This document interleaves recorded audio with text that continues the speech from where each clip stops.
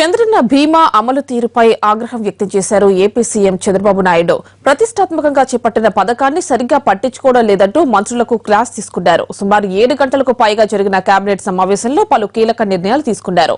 మహిళలను గౌరవించేందుకు అమ్మకు వందనం పేరుతో ప్రత్యేక కార్యక్రమాన్ని రూపొందించాలని ప్రభుత్వం నిర్ణయించింది.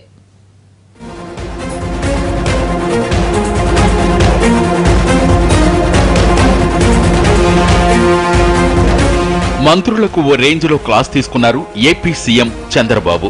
చంద్రన్న బీమా అమలు సరిగా లేదంటూ మండిపడ్డారు. ప్రతిష్టాత్మకంగా చేపట్టిన పథకాన్ని పట్టించుకోవడం లేదంటూ ఆగ్రహం వ్యక్తం చేశారు.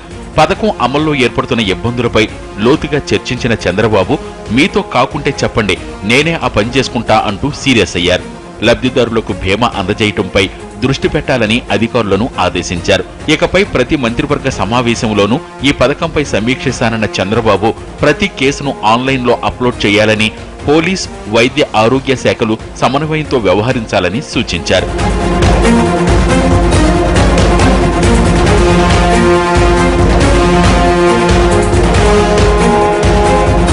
మహిళలను గౌరవించేందుకు అమ్మకు వందనం పేరుతో ప్రత్యేక కార్యక్రమాన్ని రూపొందించాలని కేబినెట్ నిర్ణయించింది. ఏడాదిలో ఒకరోజు ఈ కార్యక్రమం నిర్వహిస్తారు. సమాజంలో మహిళలపై గౌరవ భావాలు పెంపొందించేలా విద్యాలయాల్లో ఈ కార్యక్రమం మార్చిలో ప్రారంభమవుతుంది. అయితే ఎన్నికల కోడ్ అడ్డుపడుతుందని కొందరు మంత్రులు అనుమానాలు వ్యక్తం చేశారు. మద్యం షాపుల లైసెన్సు ఫీజులు తగ్గించే విషయంలో సమగ్రమైన పాలసీని రూపొందించాలని అధికారులకు సూచించారు చంద్రబాబు.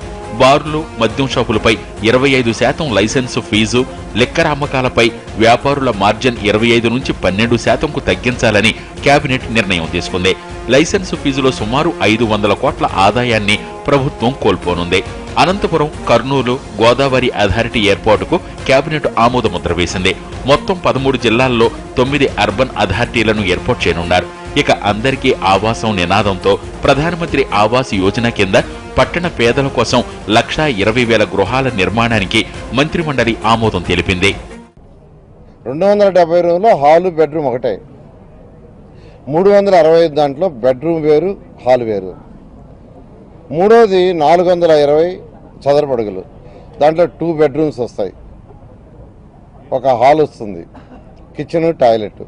యాక్చువల్ క్యాబినెట్ అప్రూవ్ చేసింది. అయితే ఇందులో కూడా ఫినిష్డ్, అన్ఫినిష్డ్ అంటే 2 రకాలు అనుకున్నాం. అంటే వాళ్ళు కోరుకునే దాన్ని బట్టి మాకు పూర్తిగా ఫినిష్ చేసిమంటే టోటల్గా వర్టిఫైడ్ టైల్స్ వేసి వాల్స్ కూడా ఫుల్ ఫ్లెడ్జ్డ్గా పుట్టి పెట్టి ఫినిష్ చేయటం. అగ్రిగోల్డ్, అక్షయ, బొమ్మరిల్లు, కేశవరెడ్డి ఇష్యూలపై మంత్రిమండలి సమీక్ష నిర్వహించింది. ఖాతాదారులకు వెంటనే డబ్బులిప్పించేందుకు చర్యలు చేపట్టాలని, వచ్చే కేబినెట్ సమావేశానికి తగిన కార్యాచరణతో రావాలని పోలీస్, రెవెన్యూ శాఖలకు ప్రభుత్వం ఆదేశాలు జారీ చేసింది.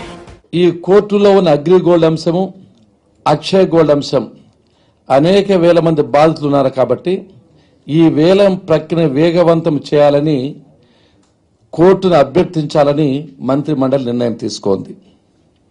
ఏవైతే కోర్టు కేసులు ఉన్నాయో ఈ రెండింటిని శీఘ్రతరంగా పరిష్కారం చేయమని మంత్రి మండలి కోర్టును అభ్యర్థించాలని చెప్పి నిర్ణయం తీసుకున్నాం.